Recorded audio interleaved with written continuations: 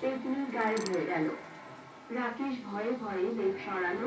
লেপের নিচেও দেখলো যে একটা মঙ্গলসূত্র রয়েছে। লেপের নিচে এই মঙ্গলসূত্র কোথা থেকে এলো?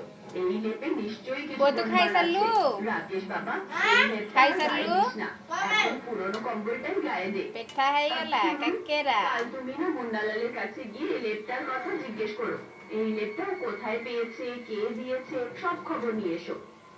পরের দিন সকালে হীরা মুন্নালালের কাছে গেল। মুন্নালাল, তুমি আমাকে যে পুরো লেপটা দিয়েছিলে সেটার জন্য আমাদের বাড়িতে আজও সব কাণ্ড হচ্ছে। রাতে কোনো আত্মা ওই লেপের নিচে চলে আসে। কোন লেপ? আমি তোমাকে কোনো লেপ দিইনি তো। তুমি তো আমার দোকানে আসোইনি।